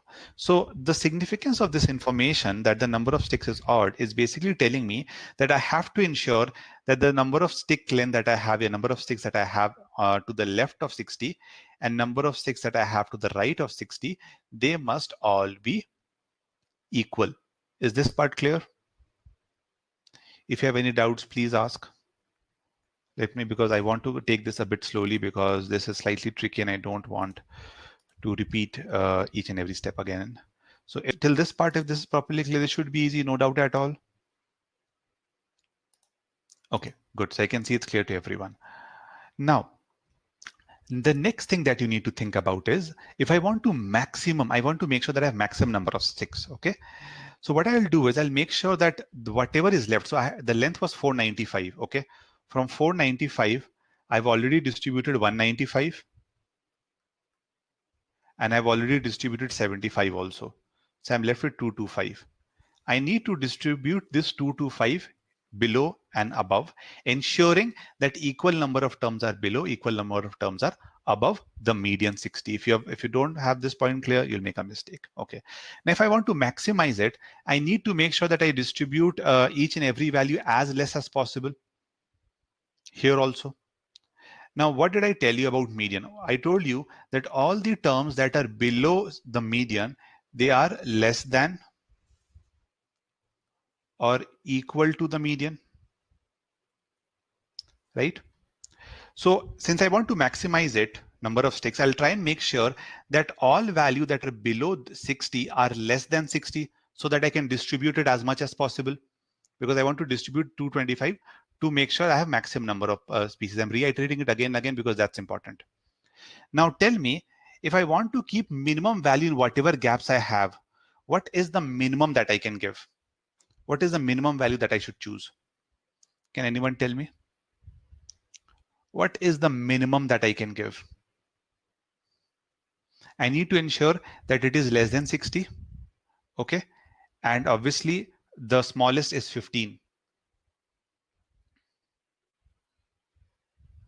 Because Hassan, there's a stick of 60 also, there's a stick of 15 also, that's why.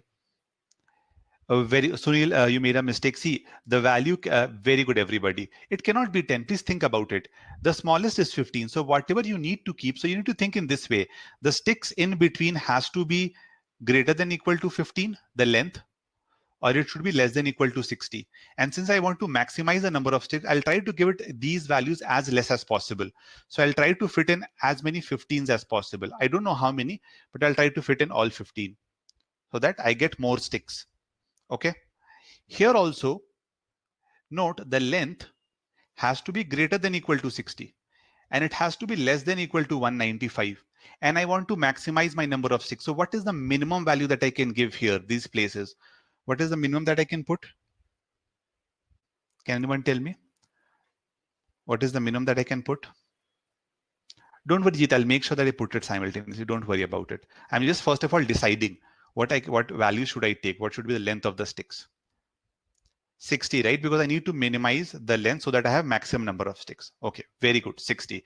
So I need to place 60s, and I don't know how many, but I know they have to be symmetrical, right? Think about it. 195 is fixed. Let me fix it. 15 is fixed. 60 is fixed. Now, whatever number of terms are here, say x number of terms are here, this also has to be x only, x number of sticks, right? So I can say 15x, where x is the number of sticks, okay, on the left hand side. And the number of sticks here, so if there are x sticks, they should both add up and be equal to whatever is the remaining number, which is 225. If there's any doubt, please ask. Yes, Chipsy, you're correct. Deepak, Deepak, understand that I need to make sure that I have maximum number of sticks. So if I give 61, I will not have maximum. Think in this way. I give you 12, and I tell you that the minimum that you can put is 3, and distribute this to as many as sticks as possible. What will you do? Will you put 4 and something like this, 4, 5, or something like this? Or if you want to maximize, you'll put 3, 3, 3, 3.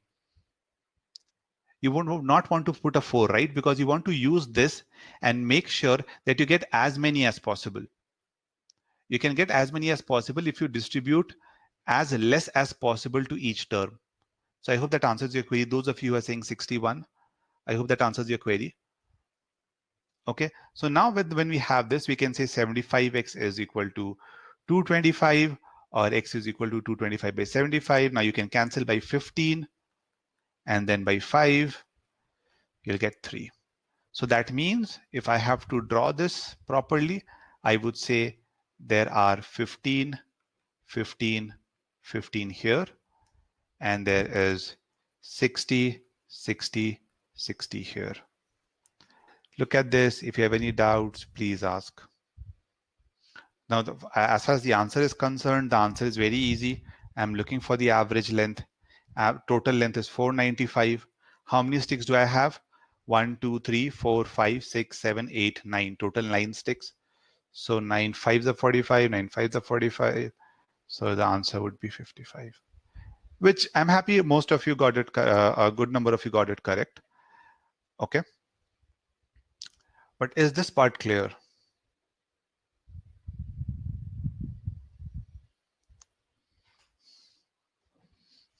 No, Navang, we cannot use that logic. You are not sure how many sticks you will get. In this case, luckily, we got a number 9, which divides 496 by 5. Okay, so we cannot go by that logic, unfortunately. I hope that answers your query. Anyone else, any queries at all, please ask. So please understand this maximum minima question. You'll see in your official guide, there's a question like this also. A stick is broken into 3 to 4 parts.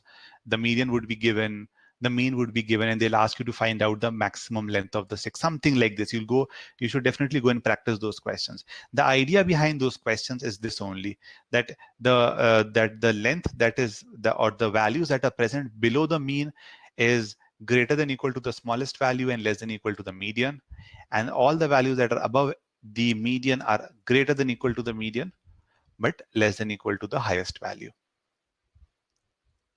I hope this is perfectly clear, guys. You'll find these questions in the exam, in the official guide also.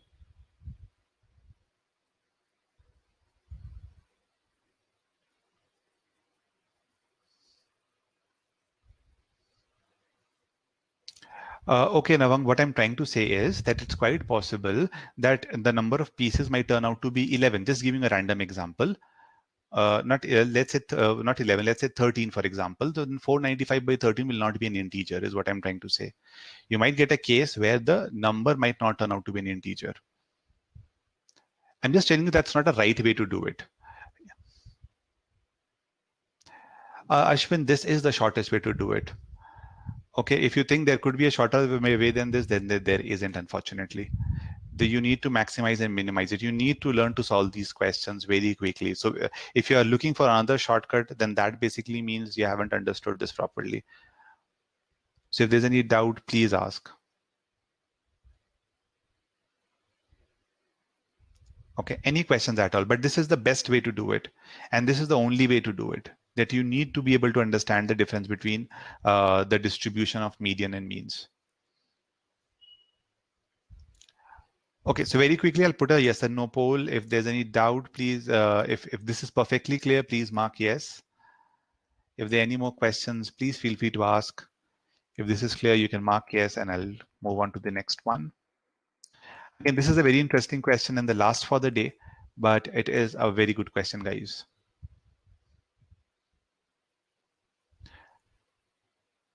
Then Ashwin, I would say practice these kind of questions. If you're confident about a question that you know how to do it, you will not worry about time. I can, again, I know I am talking as an expert, but as a student also, if I get questions like these, if I know my method, I do it under 2 minutes.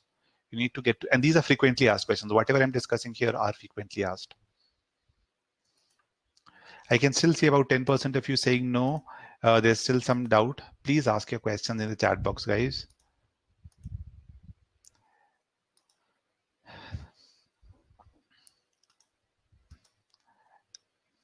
There is some theory related to question 6 also, but I'll discuss it after you have solved the question, okay? So give it a shot and then we'll discuss.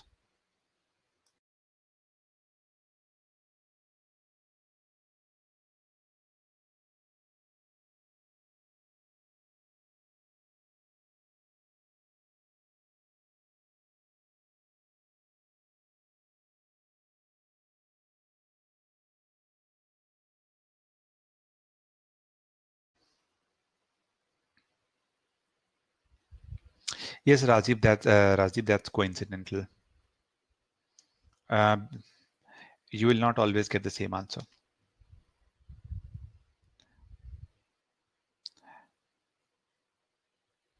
The reason you got 55 is because the series was symmetrical. There could be a case where it is not. Navang, please put an answer in the answer chat box. Can you do that, please?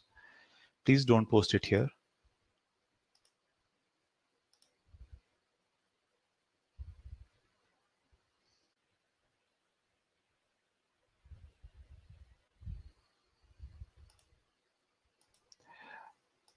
Okay, another 30 seconds, guys. I have few responses, but I want a few more.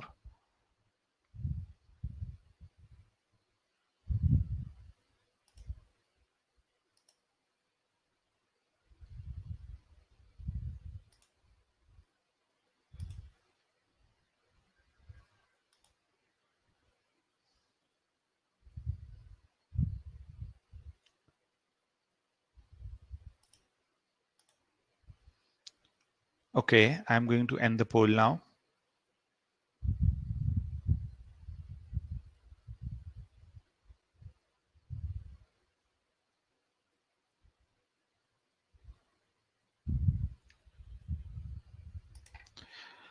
Okay, so here's the result, and oops, real sorry, 35% of you think the answer should be C, but I have a good 35% of you who think that the answer should be E. So there's a split between these two. The reason behind giving this question is to tell you that in GMAT, you will not be asked to find out the standard deviation, but you should know how to make inferences using standard deviation. Okay. So let me talk about the theory a bit. And I want to, while I'm explaining this, I will be showing you the formula of standard deviation also, but don't worry about it if you don't understand it, okay? Just want to make that very clear now. Now, you might come across cases where you might be given consecutive integers, okay? And you might be asked to find out the standard deviation, okay? Now, like for example, what is the standard deviation of 5 consecutive integers? You won't be asked to find out, but let's talk about it a bit once. So let me take these 5 integers, 1, 2, 3, 4, 5, okay, consecutive integers, and let me find out the standard deviation of this. Now, the way you find out the standard deviation, again, not very important, but if you know it's good, is first you find out the mean, okay, and then what you do is you find out the difference of each and every term with the mean. So 3 minus 1 whole square, 3 minus 2, which is 1 whole square, 3 minus 3, which is 0 whole square, 3 minus 4, which is minus 1, but whole square, that would give you 1 only, and 3 minus 5. So you basically subtract each of the terms and you square it. Okay, and then you divide it by the total number of terms. So there are 5 terms, you divide it by 5, and then you take the square root. Once again, not important for the exam, but if you want to know, this is how you do it. You find the mean, you find the difference of each term, and you square it. Now you might be saying, why am I showing you this? Well, the reason I'm showing you this is the main thing that you need to keep in mind is, like, even if I don't take 1, 2, 3, 4, 5, but even if I take some other 5 consecutive numbers, like say 13, 14, 15, 16, 17, and I try to find out the standard deviation. Keep in mind the mean is different. Notice carefully, the mean is different. But if I find out the standard deviation is going to be the same. And that's a very, very important learning that you need to keep in mind. So for any 5 consecutive integers, the standard deviation consecutive is going to be the same. I hope this part is clear. And you can see also 15 minus 13 is 2 square, 15 minus 14 is 1 square. Since it's symmetrical, you'll get the same answer. Okay, for any 5, it will always be the same. Now let me take another case where it is 4 consecutive integers. Let me show you that also. Okay, and I'll explain why am I showing this, so don't worry about it. So if I take 1, 2, 3, 4, if I find the mean, and if I find out the standard deviation, I'll get something such as square root of 1.25. You don't need to worry about the calculation. I'll get root of 1.5. And even if I take some other number also, and if I try to find out the standard deviation, I'll get the same answer. Now, let me explain the takeaway from here. Notice that for a particular number, for n consecutive integer,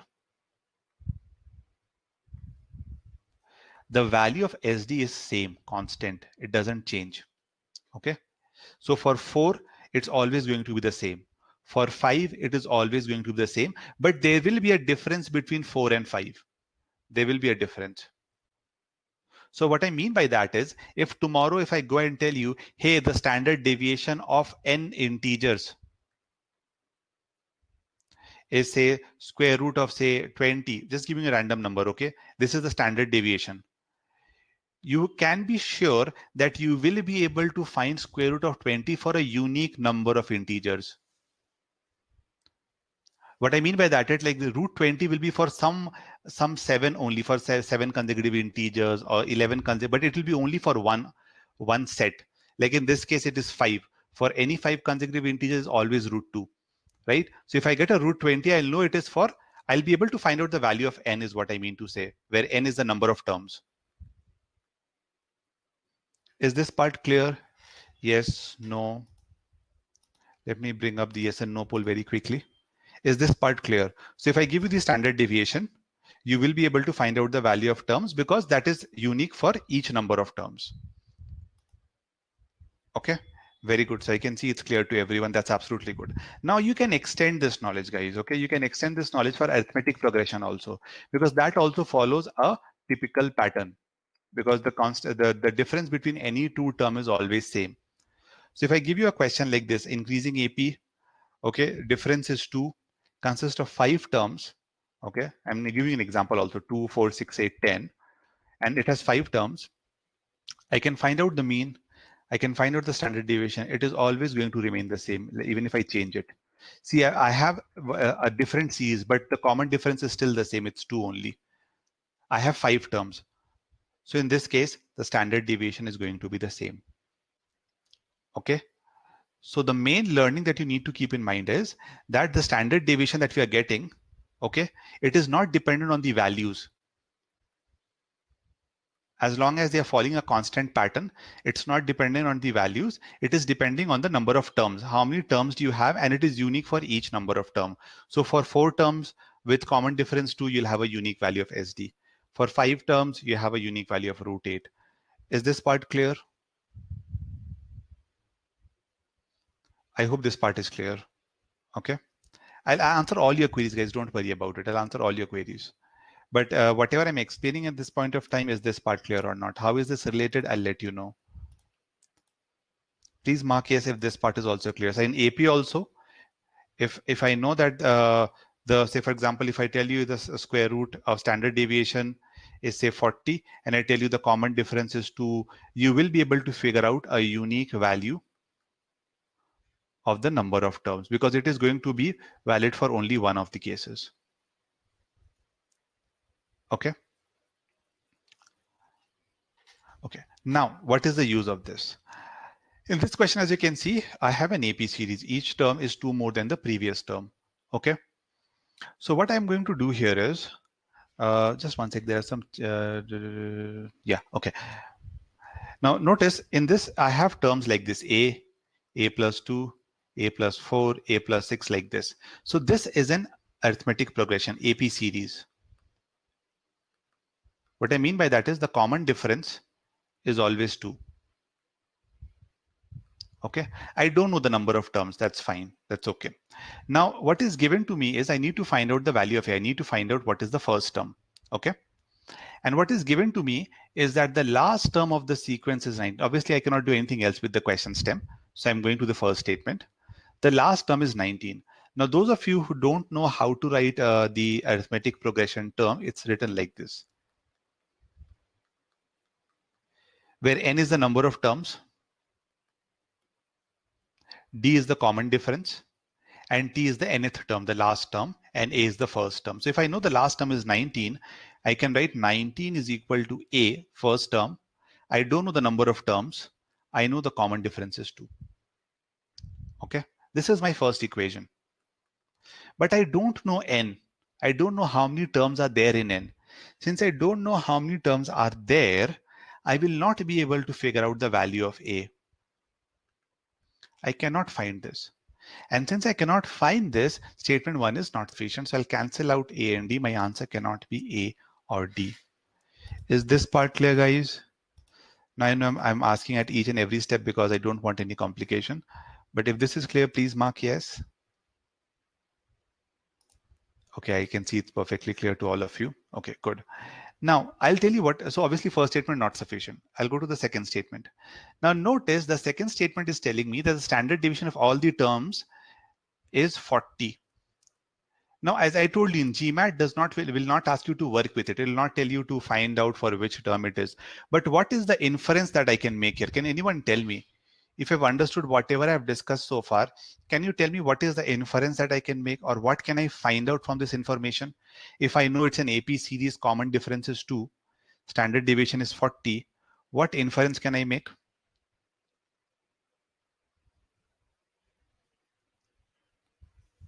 Anyone?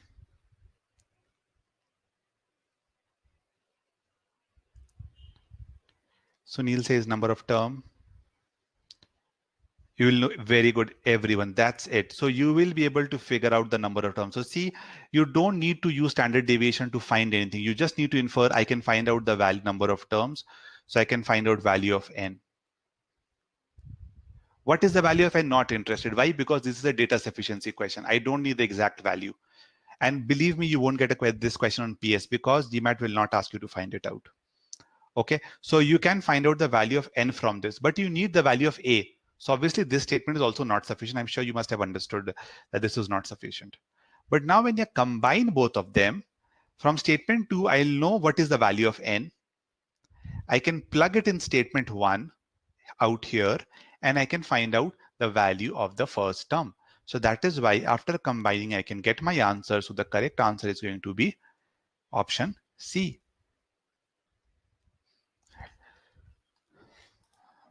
So tell me, is this clear? About 35% if you mark the answer as C, rest of you, 65% of you marked something else. So I want to know those 65% of you is this perfectly clear or not? If there are any questions, any doubts, please feel free to ask. So please keep in mind, in case of standard deviation, you don't need to learn the formula. If you know it, well and good, but you should be able to make these kind of inferences. Like for consecutive terms, it's going to be same.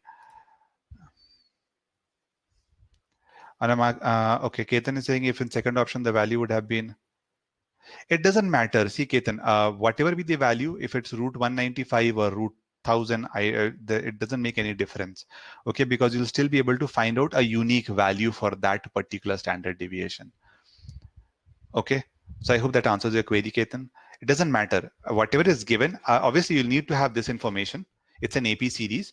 They'll give you they'll give you standard deviation is say root 195. I don't, doesn't matter, but you'll get a unique value of n for this root 195.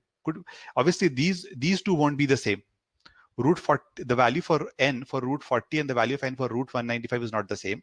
Just to be very clear, they'll be different, but it will be one unique value, Ketan. Okay. Namika, I just explained, right? For an AP series, if the common difference is 2, and if I know the standard deviation is root 40, then it does not matter what the term is, what the value is. I don't care whether it is 1, 3, 5, 7, or I don't care whether it is 11, 13, whatever it is. I don't care. As long as the common difference is the same, the standard deviation always remains the same for a fixed number of terms. Okay, so if I've given standard deviations root 40, and if you know it's an AP series with a common difference of 2, you will be able to figure out a unique value of n.